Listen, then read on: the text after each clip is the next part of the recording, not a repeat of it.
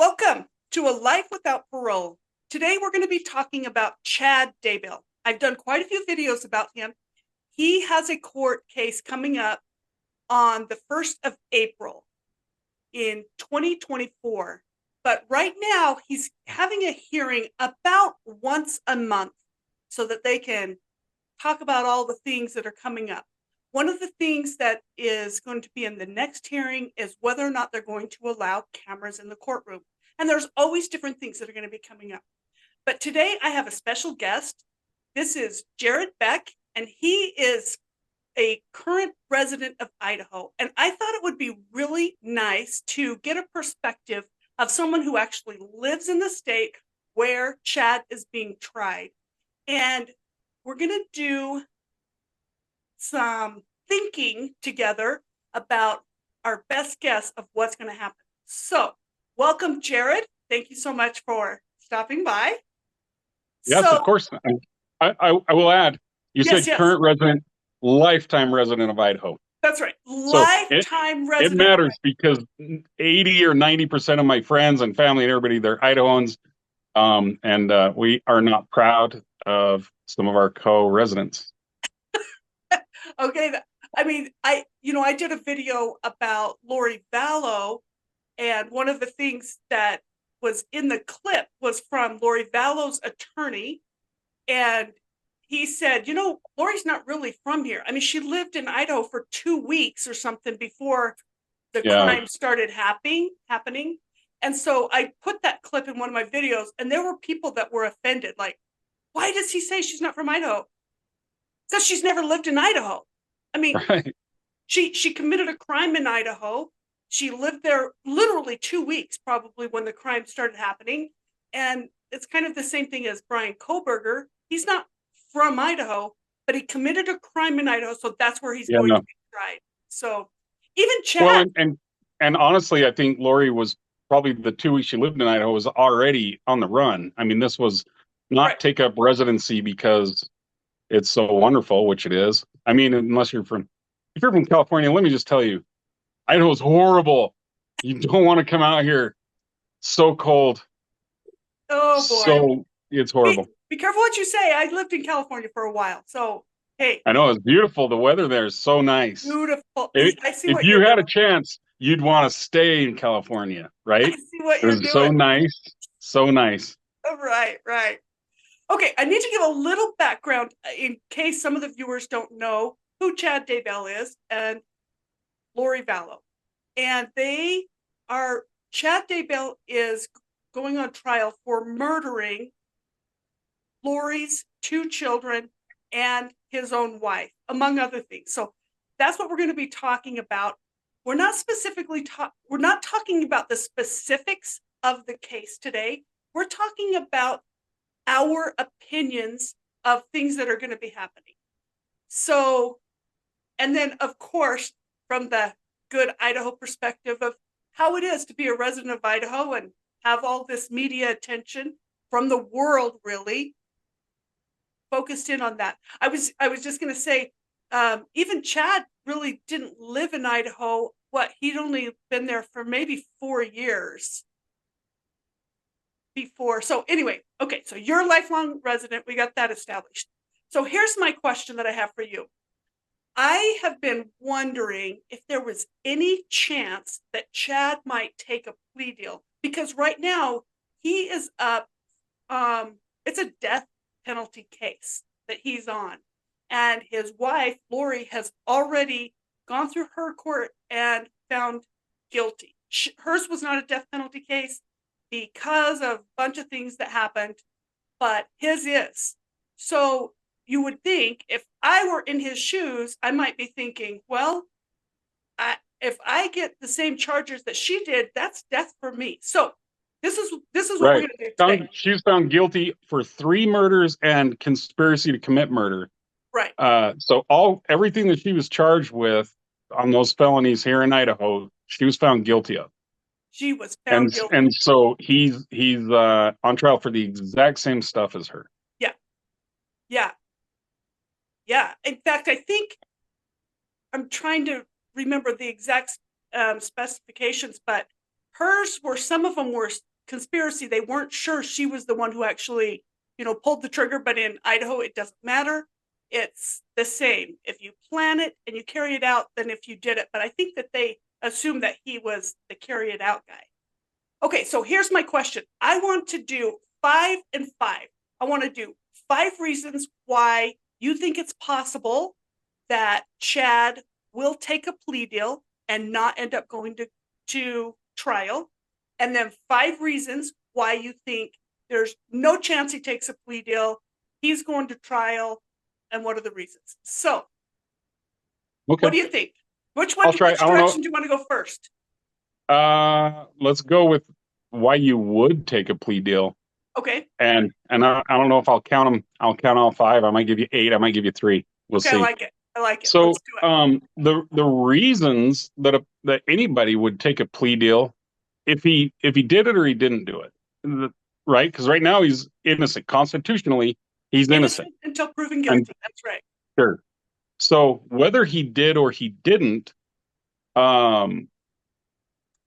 people will take a plea deal even if they didn't. What they're thinking is if they feel like the evidence will convict them, regardless of whether or not they did it, if they feel like they could be convicted, they may take a plea deal, or a plea deal on part of the charges. There's multiple charges here. So the reasons that you would take a plea deal is to spare your life. This is a capital punishment case. And so typically, and I think most people watching would probably know this, but typically you would take a plea deal to try to get a reduced sentence. And as a result, you're negotiating kind of the terms with the state. So the prosecutor is going to say, hey, we'll take death off the table, the death penalty off the table, if you plead guilty to 2 of the 4 felonies or something to that effect. We'll drop 1 of the felonies. We'll drop the conspiracy. So I guess that's 2 reasons. 1, you take death penalty off the table. And then, of course, the prosecutor would have to agree to the plea deal. That's what it is. And then not all circumstances will require the judge agree to the plea deal, though.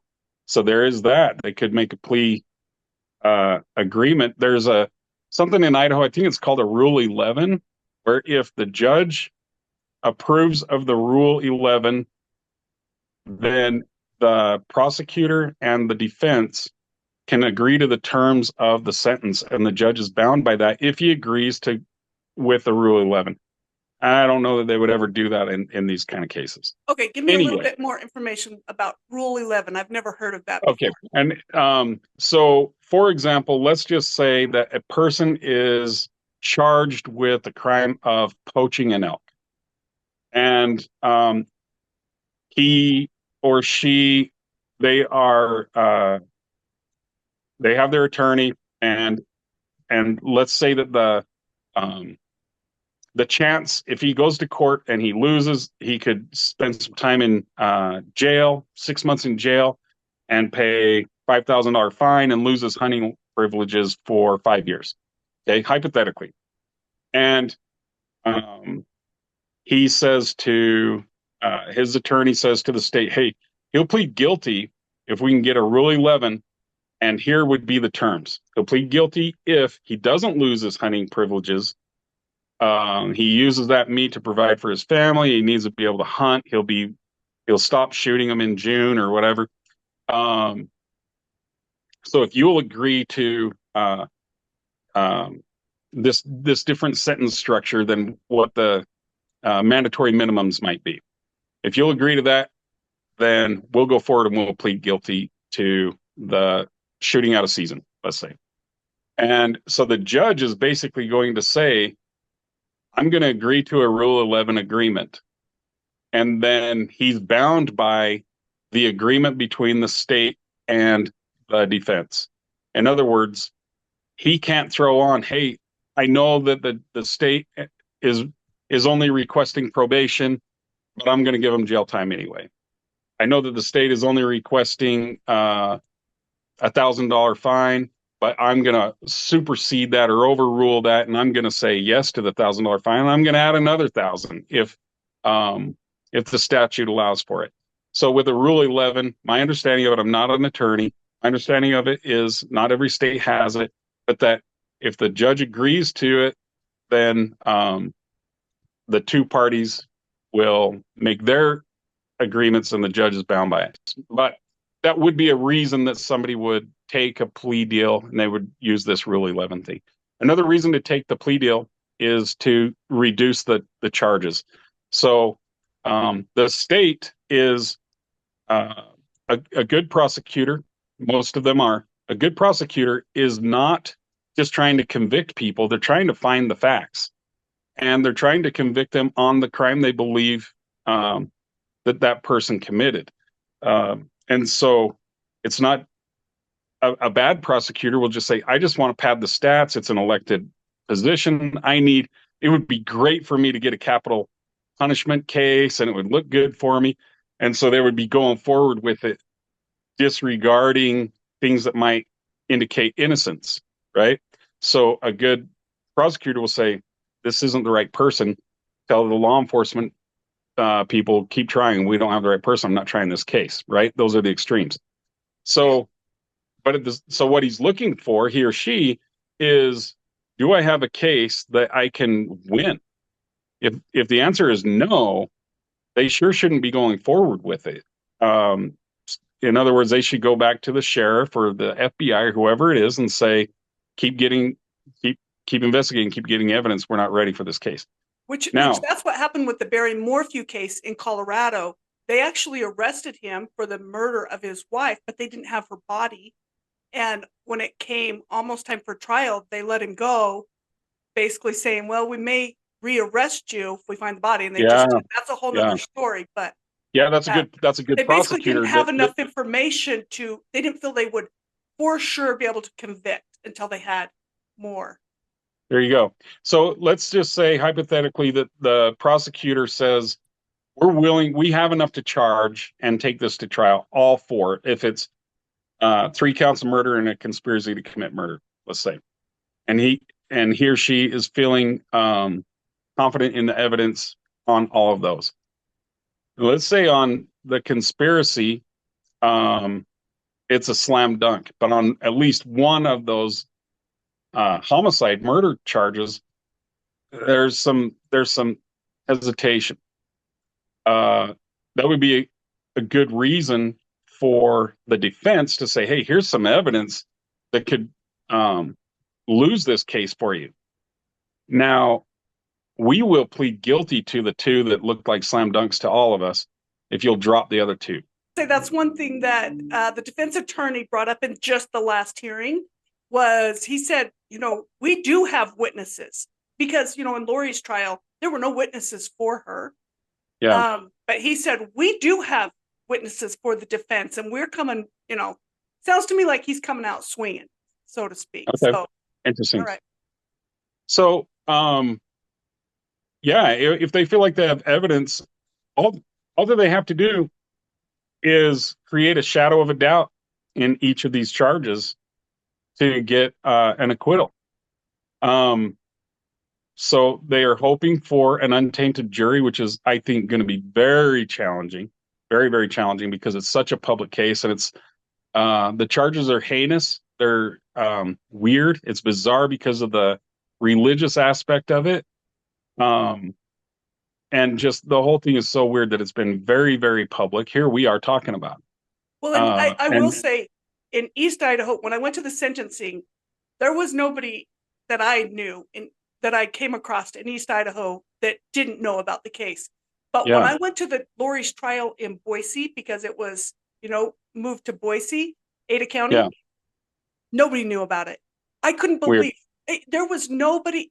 I mean, no one even looked over like, what are all these people waiting in line at the court? They're just like, they're in their own world. And I don't know. There's a lot of people there that good. Haven't paid attention to it at all. That's good. That's important to have a good jury that isn't tainted. Because here's the thing. The very first thing a defendant has going against them is that they're charged in the first place. It is human nature for us to assume, you see somebody in handcuffs, they must have done something. They're not just getting handcuffed for no reason, right? Psychologically, that's hard to get past. The first version, the first story that you hear when you're a kid, remember getting in an argument and you're the first one to tell mom and dad, and they typically take the side of the first person they hear. Yeah.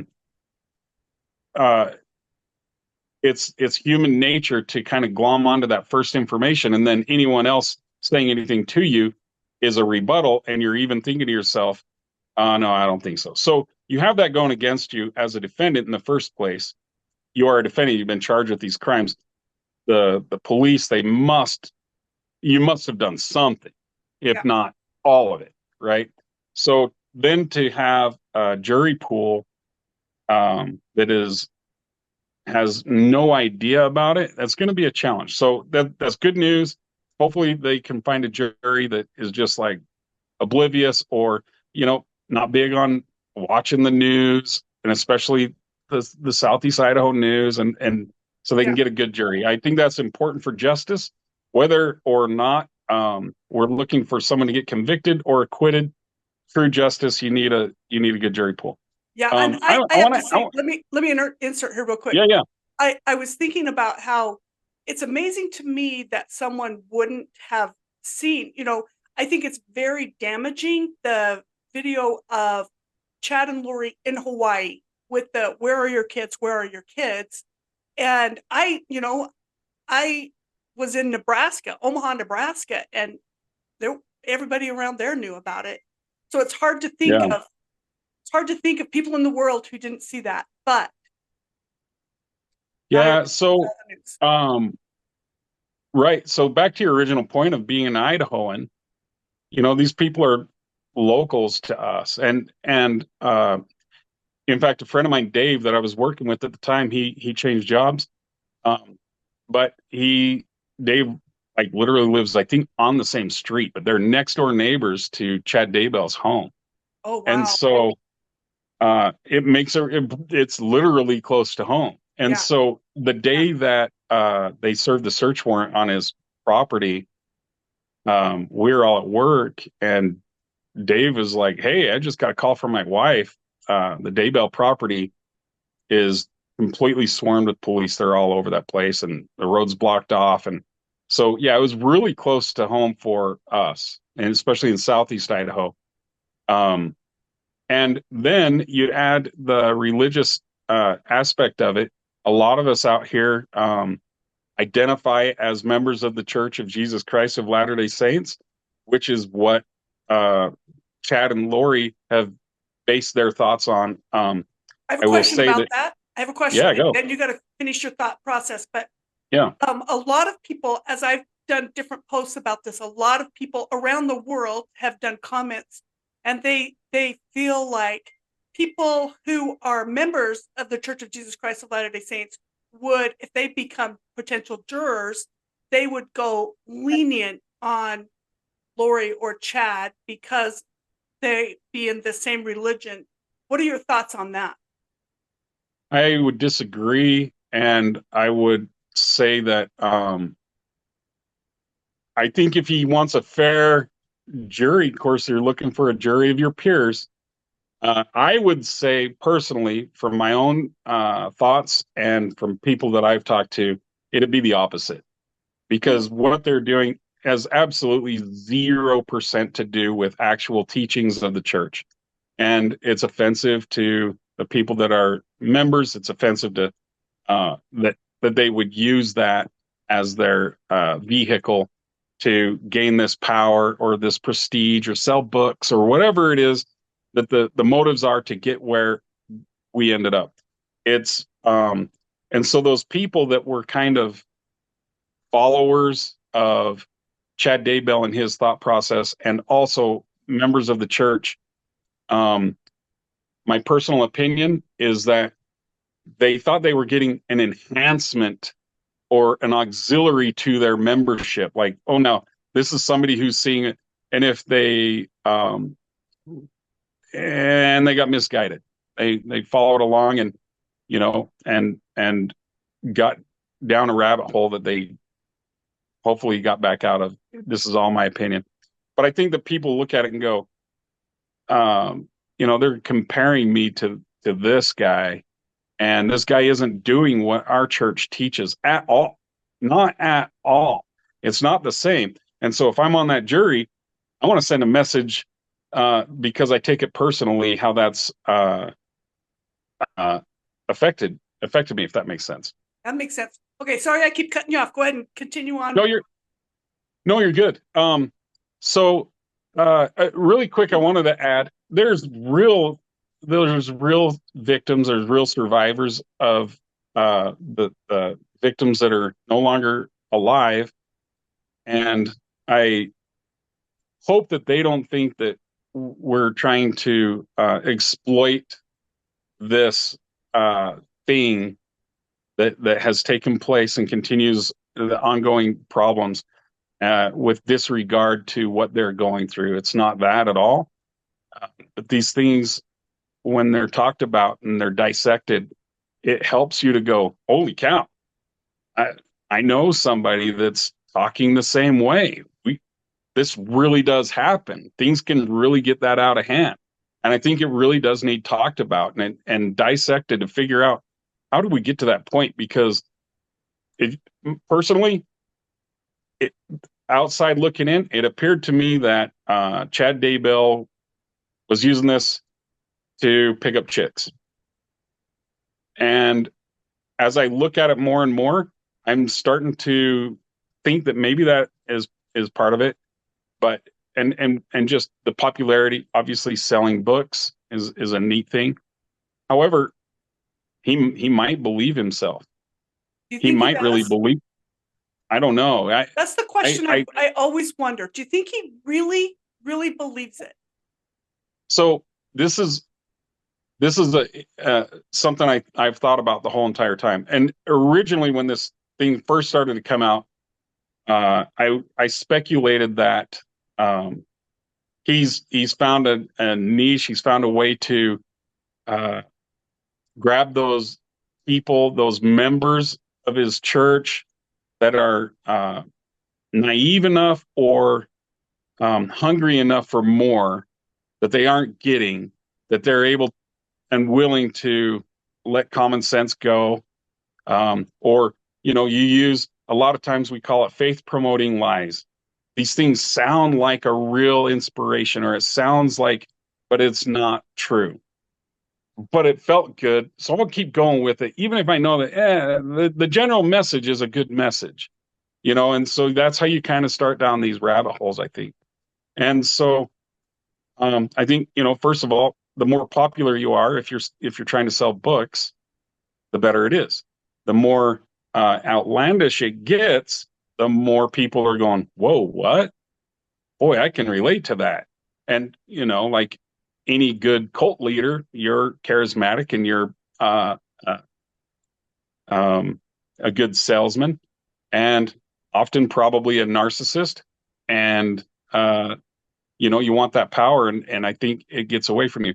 The other thing, though, it could be that he really does believe it. He really believes that he's a prophet. He really believes that he knows more, and he's lived these other lives in these other dimensions or whatever, and that he knows who should live or die and can make those kind of calls.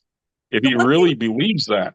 Oh, sorry. One thing that I find interesting about that theory, and I don't dispute it, I'm not sure where my opinion is on that, but I think it's interesting that he claims that he's having revelation or speaking to, who was he speaking to? Moroni through the veil or something.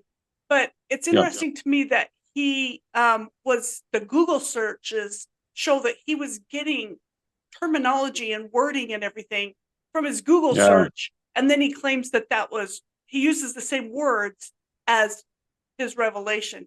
So maybe his revelation's coming through Google. I don't know. So what do you think? We've kind of gotten off of our thing, but this is good. Yeah.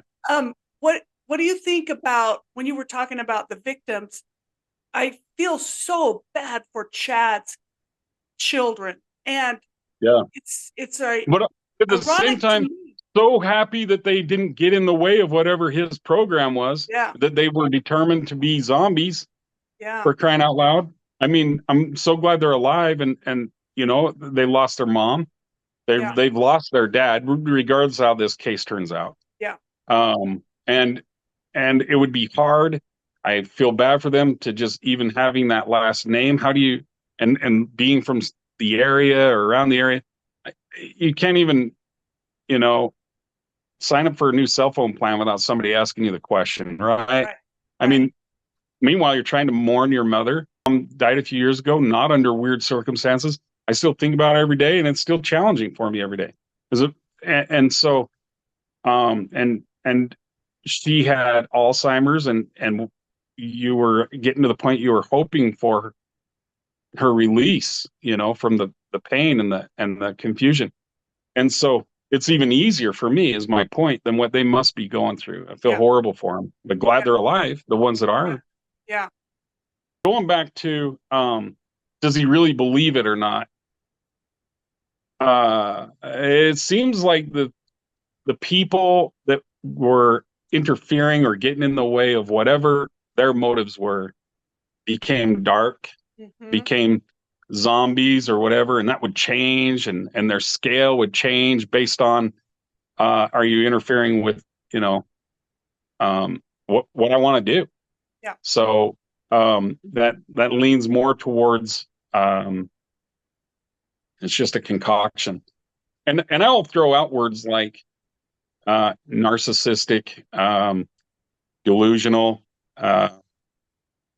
delusions of grandeur with religious ideations, and my point is, surfacely, most of what we've seen of them has been on TV, right? Right. But can you say that's an athletic person? That's a basketball player. That's a father. That's a husband. That's a adult male. You don't have to be a doctor to figure out some of those things, right?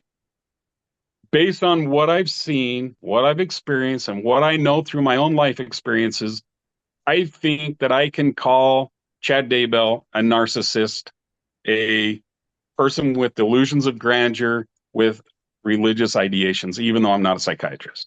Well, and especially because those things have been diagnosed for Lori, and they're doing the same thing. So, yeah. Sure. And I didn't know if there's been a actual medical diagnosis that's been released to the public. Continuing on, go ahead and tell us, what is your third reason that you think that Chad Daybell will take a plea? The only reasons that I can think of that he would take a plea is if he is pretty sure that he's going to be convicted.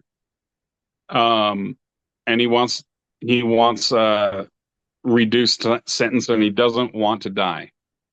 And there is the chance that even if he was, we don't know the inner parts of this case, but there's a chance that he's even tried to take a plea, and the prosecuting team says, "Nah, we're sure we can convict you. We're not taking." Do you think that's a possibility? Is that, yeah, that's a possibility. Yeah, it's a possibility that the prosecution is saying, no, that we're not dealing on this case.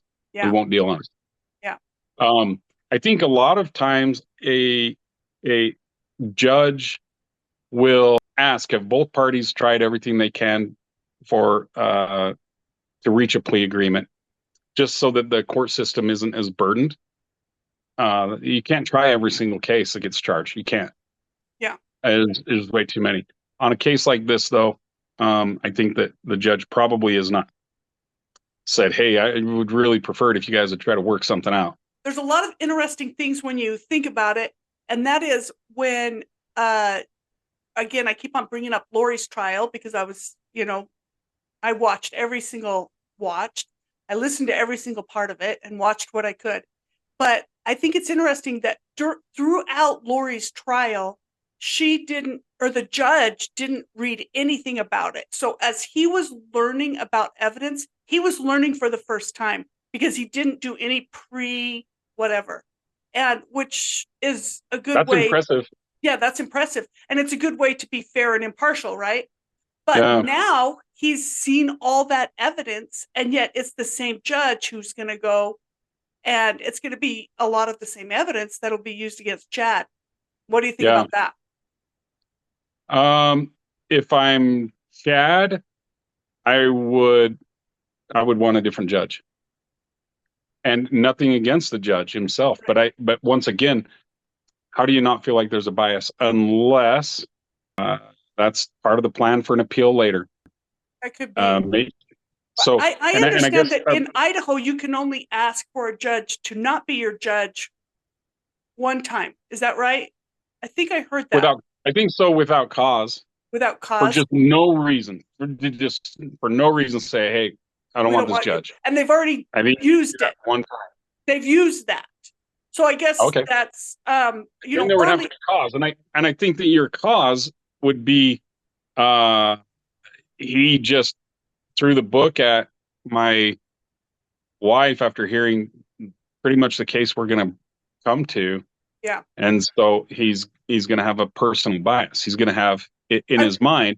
I wonder if any of this has been discussed, because originally the prosecuting team did not want these cases severed. And there were so many behind closed door meetings with the judge. And I wonder if that's one thing that was already brought up. I mean, there's no way for us to know because it was sealed. These meetings were sealed. But I wonder if that's one of the things the judge says. Hey, defense team, if you want to sever these and separate them, just know you're going to get me, and I will have already seen, I don't know. I don't know if that happens that way. Yeah. And so maybe you have that before the trial and lose your right to appeal because of it. If you agree, maybe there's an agreement that you say, hey, I'm going with the same judge. Yeah. And I recognize that I can't now file an appeal afterwards and say, well, he was tainted because he found I don't know. I think that it opens that up, though.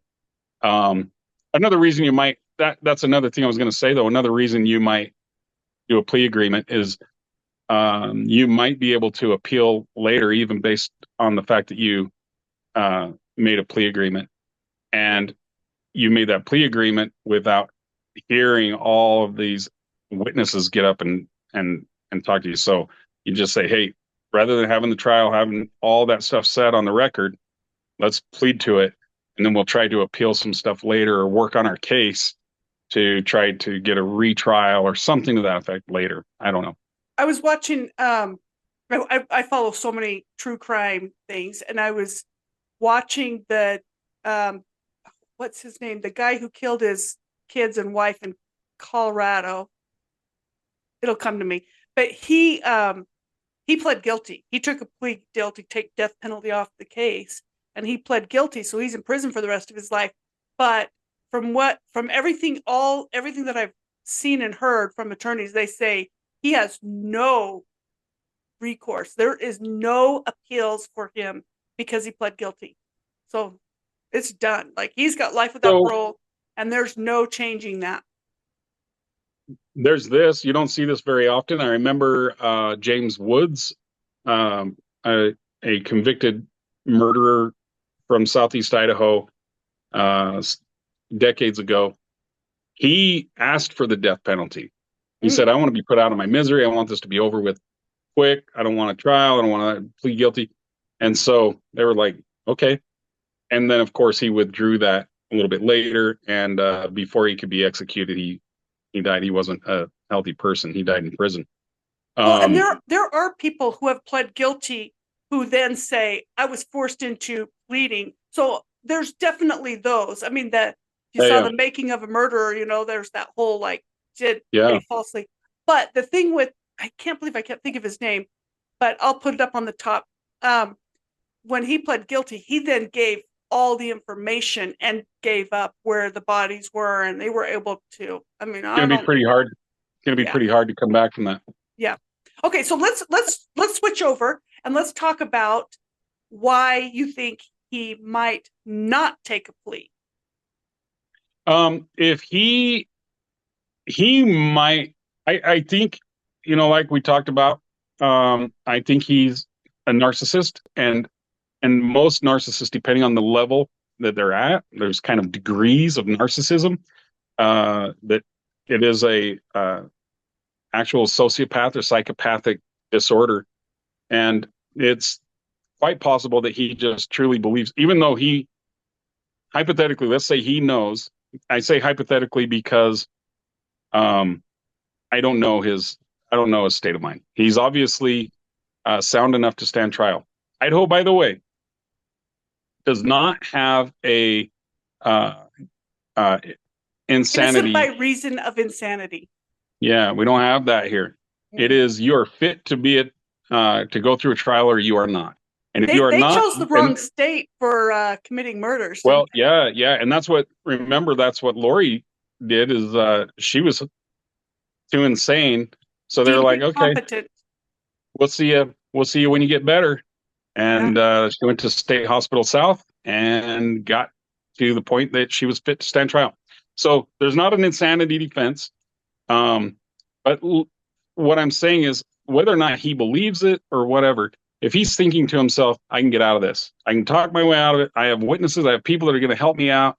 And I believe that I will get off, which is what most narcissists, they can talk their way into or out of anything.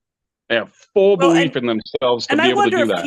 If he's just looking forward to the attention that he'll get out of it, even if it's bad attention. Yeah. So interestingly, this last hearing, they're saying we want the media, we want the cameras in the courtroom, we want the press, which adds a totally different dynamic to it. Yeah. Because you have a right to this public trial, right? And back in the constitutional days, you could actually have it out in front of people. Mm-hmm. So that adds another weird aspect to it. So one thought on that is, he's a public figure who makes his money on selling books. So does this just help that? Even if he's thinking to himself, I'm going to spend my time in prison, I'm going to end up there, but I can still keep making money. I can still have the fame, and I can still have followers, and I can still be this prophet. Even if you're on death row, let's say that he's convicted, innocent until proven guilty, but let's say he's proven guilty and he gets death penalty. The actual chances of him getting the death penalty in Idaho, what do you think those are? Having the capital punishment actually carried out is rare in Idaho. There are people on death row that will never be executed. But it definitely happens. What are his chances if I had to guess? Do you know how old he is? He is in his 50s. So okay. I don't know, mid 50s, I think. He might find it. He might have time left in his life to be executed in Idaho. I mean, he does have time left in his life to be executed in Idaho. I would say, if I had to just guess, I would say yes. Where is the prison for males in Idaho? It's in Boise, just outskirts of Boise, out by Kuna or out there, yeah. Because I did find out that Lori's in Pocatello. Yep. But yeah, I'll tell you what, I've been up to the Pocatello prison, and they have a nice view if you get outdoor rec or their soccer field or their softball field. I don't know what happens if they hit the ball over the fence. It's a home run, and they get to go get the ball, because then you just run for the cedar trees. I really want to go see the jail. I would love to go tour the prison there. I don't know about getting a tour, but you can get up there to the area and check it out. It's actually a pretty nice. Is it up by ISU? Is that where it is? No, it's the area. It's up by what's called City Creek, and it's kind of a ways from Johnny Creek area. But anyway, it's up on the hill. It's up high, and you have a nice view of the whole. Up there where all those fires were? Yeah. Okay. Yeah. All right. See, it's always in fire danger up there in the cedars. But for those people that are there for a long time, you would be able to hear the trains, and you hear a little bit of the traffic. I think once in a while you would be able to see clear across the valley, and it's a pretty view from up there. My understanding, I know I keep on going off on Lori, but my understanding is she's in solitary confinement, at least for now, because inmates don't like her and they don't think she'd be safe. Which is the same thing with Chad, even in the jail. I talked to a jailer, or not a jail. I talked to somebody, I did an interview prior with somebody who was in jail at the same time as Chad. We know that inmates don't like people who perpetrate crimes on children. They don't like law enforcement people, and they don't like murderers but then even among murderers, there's like within the inmates, there's like, well, who'd you kill? Right. So if it was a you good might be, reason yeah, you in might your be back on eyes. top.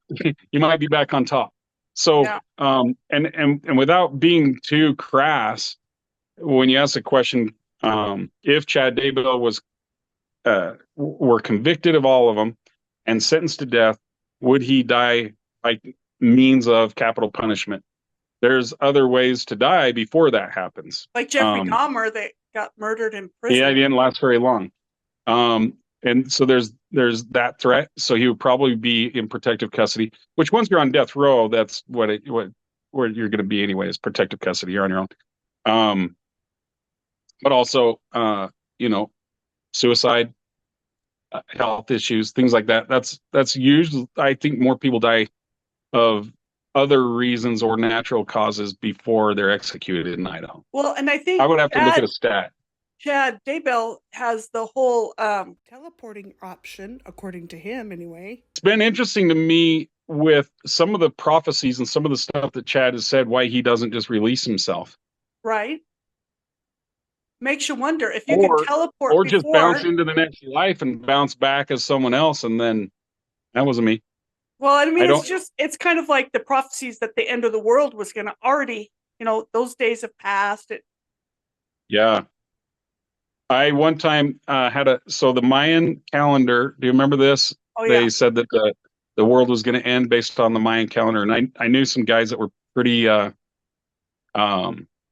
dead set that was happening. They're like, this is going to be it. But you don't have to get your affairs in order because it's it for the whole world. So it's not like you got to, leave a note for somebody. This is who I want my dog to go to or anything like that. All of us are going to be gone. And I am not kidding you. These three guys that were not the most intelligent people, but I got them to gamble with me and bet me a macho burrito each from Tres Hermanos that the world would not end. So if the world ended, I owed them a macho burrito from Tres Hermanos. If the They world don't did seem not, too bright. they owed me a Did you spicy get pork. your nacho burrito? Oddly, those same characters did not come through with their. Can you believe Yeah. the nerve? Oh, No. my goodness. Okay, so I It's time think to we're collect. about done. Did that cover all of the thoughts about? No, probably not. So, why would Chad Daybell not take a plea agreement and go to trial? Now, that was the last question, yeah. right? Yeah. So he believes it. He believes that he believes his own poo that he is spewing, and he believes that he's above everybody else. Which, really, think about it. If he knows these things about the next life, the next lives, the past lives, he's pretty much more advanced than any of the rest of us in the whole entire world, and that's billions of people. So why could man's law, why could man's shackles contain him? And I, if he really believes all that stuff, like he really actually believes himself, he might just be like, this is very temporary, and I'll get through it, or God will draw me out of here, you know. If he doesn't, if he knows that everything he's saying is made up, then I think that he would just continue forward to keep this game going. Well, that's another thing about a narcissist who starts his string of lies. The last thing they'll do is admit any of them. Yeah. They won't admit any of them. It didn't happen. They just start the gaslighting. You made it up. You're crazy. You're an idiot. Whatever. They won't admit any of them. Can't do it. I think his psyche won't let him admit it. So he's gonna go, hey, prove yourself. Prove it. Prove the case. I thought it was interesting. And then if I lose, here was one more thought. If I lose and I'm convicted and I get the death penalty, I'm going to say, I'm going to waive all appeals. And I want this to happen really quick. And so I'm on to the next life, next wives, and get this thing started over again. I'll bet he doesn't do that. Yeah. You think he's he would? hard to read? No, I don't know. He's an odd person. This last Zoom call, I went ahead and zoomed in on just his face, like blew it up big. And I just watched all the talks, everything that was happening with the attorneys and the judge and whatever. And I just zoomed in on like trying to see just micro expressions on his face. And I will say this. Oh, it could have been a cardboard cutout. Yeah. He was poker face. Like there was nothing. There was nothing. Even when they talk about the death penalty, whatever, there was no sign of, it's kind of like, what was that on Toy Story? No sign of life anywhere. Hey, you're kind of freaking me out there. That's exactly. But the one time that I saw the tiniest micro expression was, and it was so micro. I mean, I watched the Behavior Panel. Have you ever seen them? And they do body language, whatever. They're so good. Yeah. But they'll talk about micro expressions. But the only micro expression that I saw was just like the tiniest hint of a smile.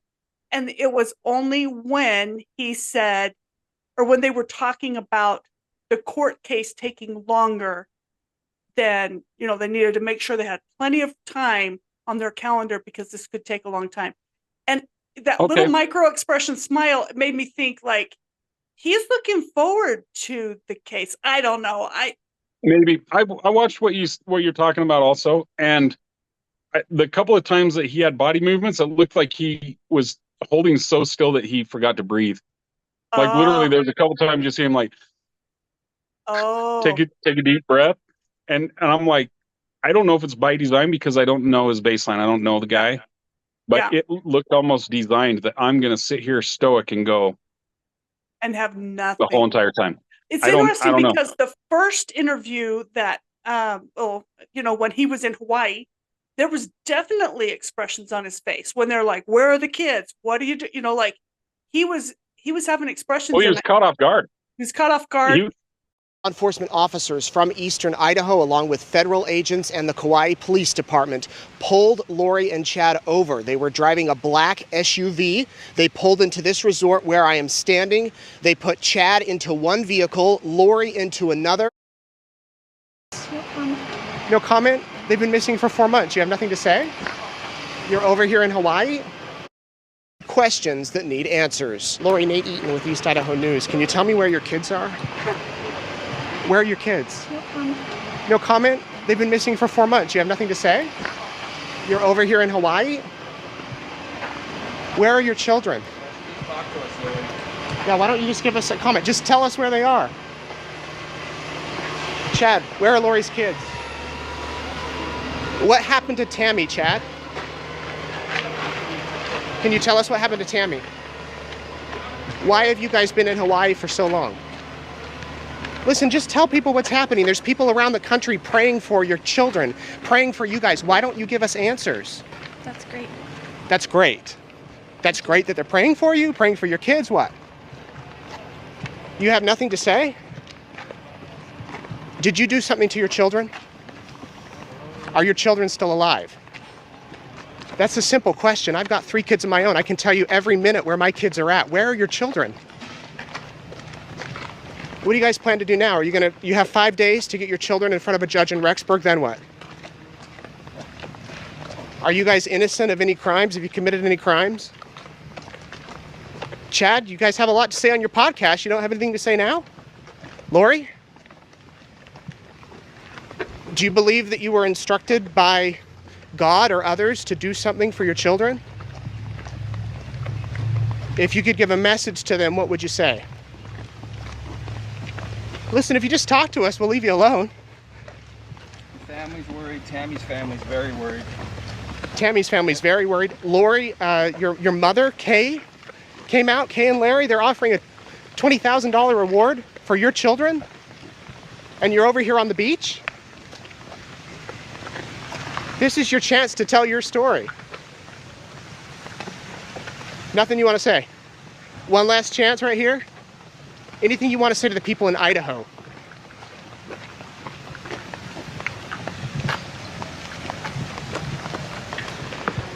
Laura, you have a lot of cash there in your baggie. Were you guys planning to leave Hawaii? Were you planning to take off? And with that, Chad and Lori darted into this. And he hadn't been taught. I'm sure that his defense attorney is like, okay, let's practice this. You have to be poker face. Like, I'm going to throw all this stuff at you and I want to still see poker face. Like, Maybe he's been Yeah, trained, or maybe he really is a I- sociopath and feels no sorrow, or yeah, no empathy, allegedly. no sympathy. Yeah, I, yeah, I that's possible. And with that kind of psychopath stuff, um they really can just zone it all out. yeah. This is they don't know what they're doing, you know. Even if you want to go to the scriptural stuff, which is what he uses, even Jesus Christ was tried and convicted and executed by man. So and he allowed it to happen, right? So maybe Chad Daybell is being that. I'm going to allow this to happen because I know, because I'm this prophet, whatever. Uh, I don't But know. It's so I hard to think the tell when hard thing someone for has such me, psychological issues. yeah, the hard thing for me is, even if you believed all that, let's just say that you really truly did believe it all. Wouldn't there still be some emotion if you weren't a sociopath or a psychopath? There'd be some emotion about losing a child or losing a spouse or whatever. I don't know. And there seems to be none. When I was at Lori's trial, it was the worst day. The worst day. It was when they were doing all the descriptions about how the kids were found and all of that. I mean, really the worst possible day. And she didn't want to be in court that day. She tried to get out of it and she threw a big tantrum. There was a whole bunch of stuff that happened that day. But amazingly, she would be like hysterical about some things, like crying.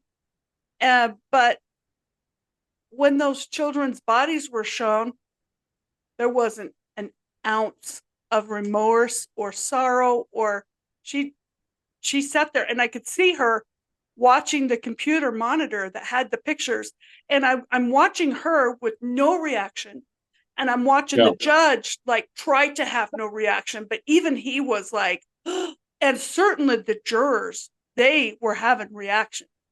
They were trying not to, but it's human nature, unless you're a sociopath. You don't have human nature. You don't have human nature. And I haven't figured out, I mean, I feel like, and whatever, but this is getting into way too much of my opinion. I wanted your opinion. Yeah. Well, all right. I need you to share your opinion so I can say if I agree or disagree. Oh, and yeah. then Do give you my agree opinion. or disagree? Which part? Do you think, okay, in your opinion, do you think that based on what we've seen so far, I mean, again, it's very hard to get a baseline on Chad because we're only seeing him in these extreme circumstances. But if you watch his videos of his, preparing of people things, he seemed like he was very like grandiose.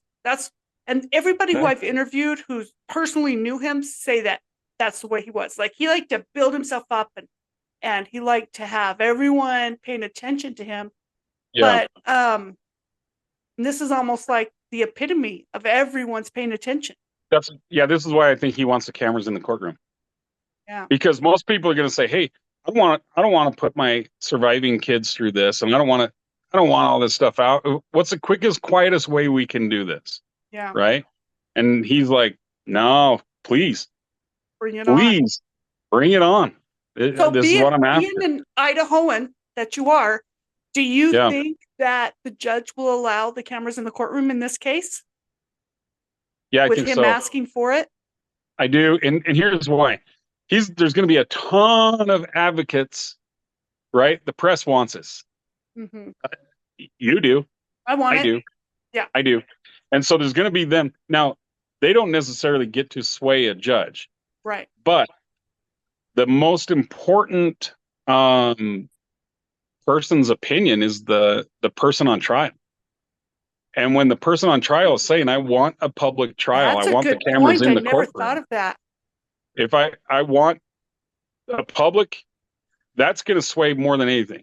And then I think the prosecutors like, we'd rather not have the cameras in the courtroom. We don't want to deal with it. They don't want the cameras. So now if you have the outside world, the public, the general public saying, "We want to be in there, we want cameras and we want to air this," and the defendant, the most important person, saying, I want it to be aired. It's going to be hard for the judge to have a reason not to. Mm. I think if I had to bet, I'm gonna lean towards we're gonna be watching this trial. Well, I will have you on again soon, as soon as we hear more about Mr. Chad. Thank Sounds you good. so much for being here, Mr. Jared from Idaho. Anytime. All righty. I'll see you later. See ya.